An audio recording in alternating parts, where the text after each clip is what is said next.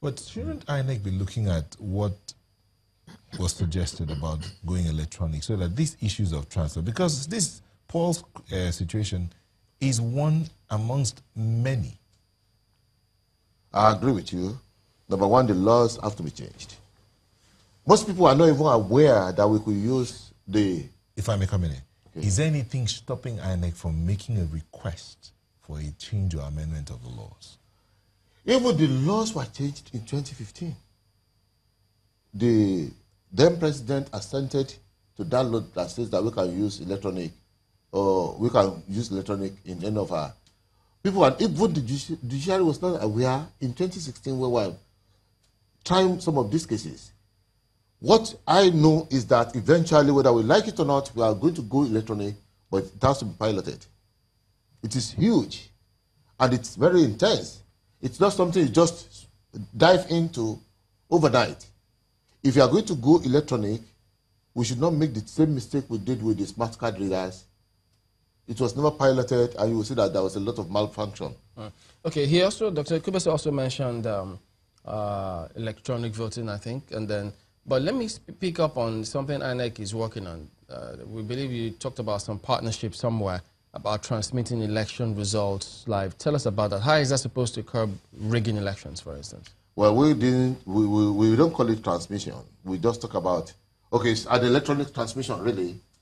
What we're trying to do is that come 2019, every result at a polling unit will be scanned at that particular polling unit.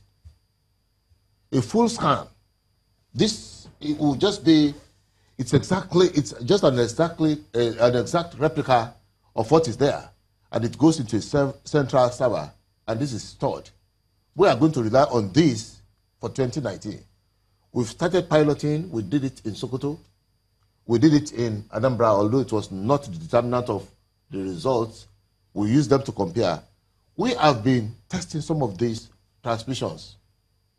But then we are going to make sure that come 2019, we are going to make sure that these scanned results are fully operational, or they are determinants of results. So that's what I mean by piloting. It's the same thing with the electronic voting.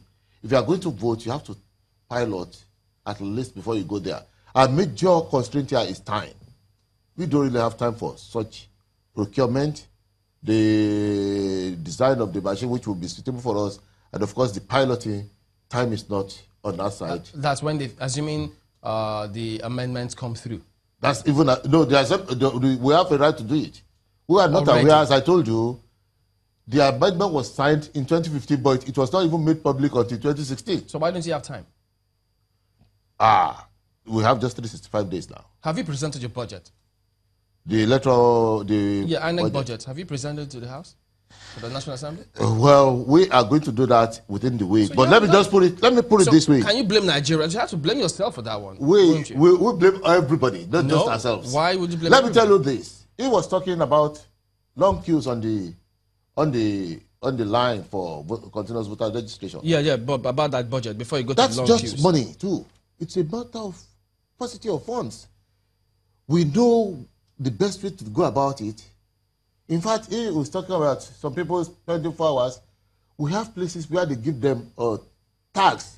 They ask you to come back the following day to do this.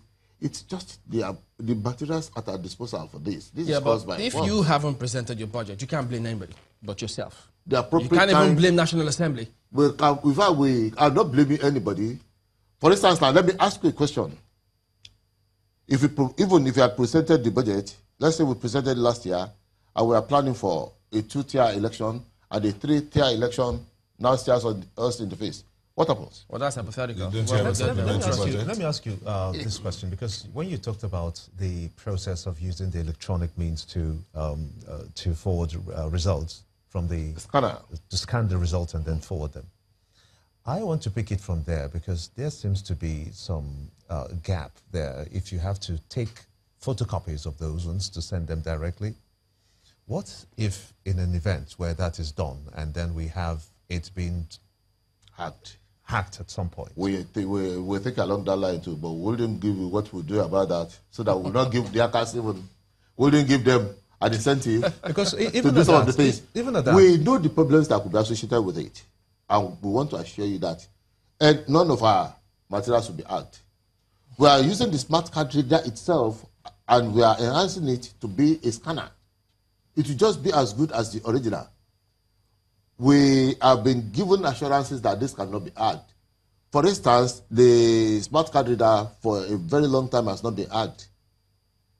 Smart card readers have just been we have not had the hacked type for anybody to use, or else you will have seen a lot of private accreditation going on in some of the places. who gave you the assurance The assurance of the process not being hacked? I'm telling you, that's a secret which we are going to keep to ourselves. But if it did not happen with our smart card readers, I believe we can safeguard this particular one. So if we're going to proceed on that, how do you see this playing out? Because if they have this process in place and we're looking at electronic going, as you said, go the full hog, having an electronic system, wouldn't you subscribe to, say, for instance, if a candidate comes, or should I say a voter comes, and then goes through the process and immediately it registered at a database immediately, so you don't have to go through the process of scanning? What do you think? Absolutely. Like the fellow who just sent in a message online now on Timberlane Red. Now, he lives in Taraba State, and then he has to come back to Lagos State because he wants to change his place of casting his votes. That is strange. We're in 21st century. What I'm expecting INEC to do is to do an online platform where you can just log into the website of INEC, type in your permanent voter's card registration number, and then this is where I was living, now this is where I live, and then you just fill it online.